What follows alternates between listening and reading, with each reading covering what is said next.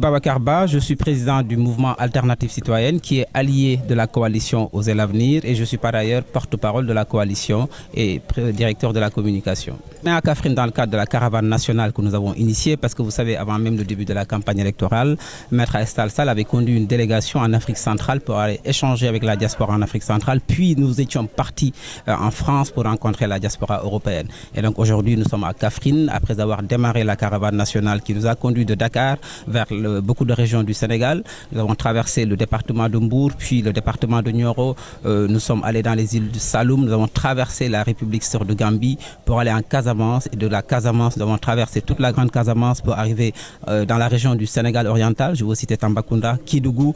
Nous avons visité les départements de Saraya, de Salémata, de Kédougou, avant d'arriver hier soir ici dans la région de Kaffrine.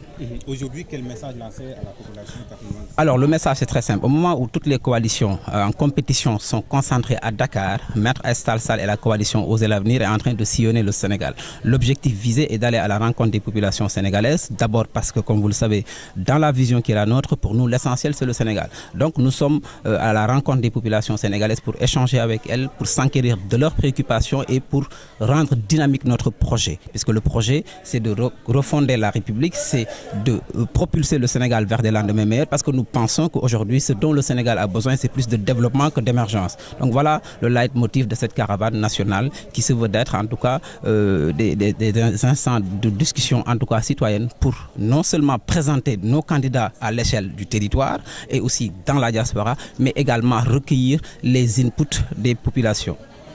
Très bien, mais chaque région ou département a ses spécificités, ses causes principales. Quelle est la cause dont vous allez défendre pour la région de Kaffrine une fois élu à l'hémicycle? Alors vous savez, nous avons aujourd'hui un candidat, je pense qui est un très grand avocat qui a toujours gagner tous ces dossiers. Et quand nous traversons le Sénégal, c'est le message d'espoir et d'espérance que nous lançons aux populations. Donc pour chaque territoire, pour chaque terroir, pour chaque région, pour chaque département, nous avons une vision extrêmement claire du Sénégal par rapport aux spécificités, parce que nous sommes l'un des seuls à avoir posé sur la table aujourd'hui un programme en disant simplement aux populations que nous avons des engagements nationaux. Je vous parlais de la restauration de la République, du rééquilibre des institutions, de la question de la moralisation de la vie publique, de la question de la transparence, de la séparation des pouvoirs. Ça, ce sont les grands axes nationaux. Et sur chaque territoire, nous avons un programme spécifique détaillé par rapport en tout cas aux localités, aux réalités locales. Ici, nous sommes dans le centre du Sénégal, dans le bassin arachidier. Nous savons que ici, c'est l'agriculture qui est notre secteur, en tout cas porteur de notre pays. Et nous savons aujourd'hui, au moment de l'hivernage, nous savons que les paysans ont des problèmes de semences, d'engrais. Donc, tant de sujets sur lesquels nous travaillons. Et je puis vous assurer que sur toutes les localités que nous avons traversées, hier à Kédougou, nous avons parlé de la problématique de l'or. Parce que nous pensons qu'aujourd'hui, l'or doit non seulement profiter aux populations sénégalaises, ce n'est pas le cas.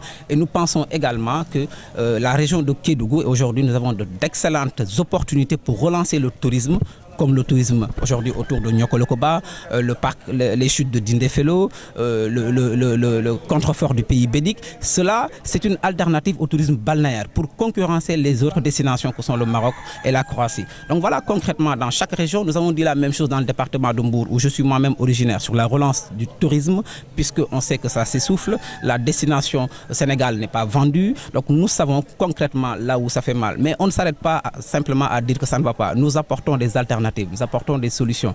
Exactement la même chose sur la pêche. Donc ici, dans le Ndoukoumane, c'est exactement le message que nous portons pour dire aux populations que nous travaillons à envoyer des députés crédibles. Dans notre programme, nous nous sommes engagés à ce que chaque député de sa circonscription puisse venir chaque 3 mois rendre compte à ceux-là qui l'ont élu. Et c'est cela ce qu'on appelle le sens élevé de l'État, puisque pour nous, un député doit être au service exclusif des populations et non pas au service d'une majorité de quelque bord que ce soit.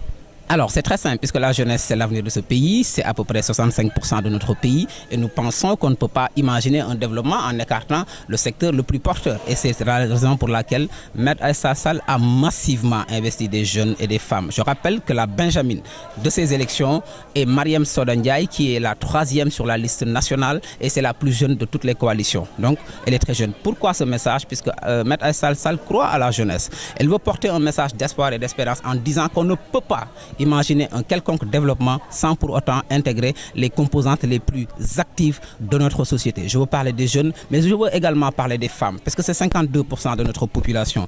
À travers sa candidature, elle incarne la problématique genre, parce que dans ce pays, nous avons essayé, depuis les indépendances des hommes, ça n'a jamais marché. Et c'est la raison pour laquelle aujourd'hui, nous voulons oser l'avenir. Et quand on dit oser l'avenir, c'est un message, c'est-à-dire que l'avenir, nous devons aujourd'hui pouvoir l'anticiper. Nous devons pouvoir aujourd'hui être en mesure de préparer cet avenir-là pour nos enfants, pour que demain soit meilleur qu'aujourd'hui. Et c'est cela qu'on appelle la générosité en politique. C'est-à-dire que c'est de poser des actes pour les générations futures.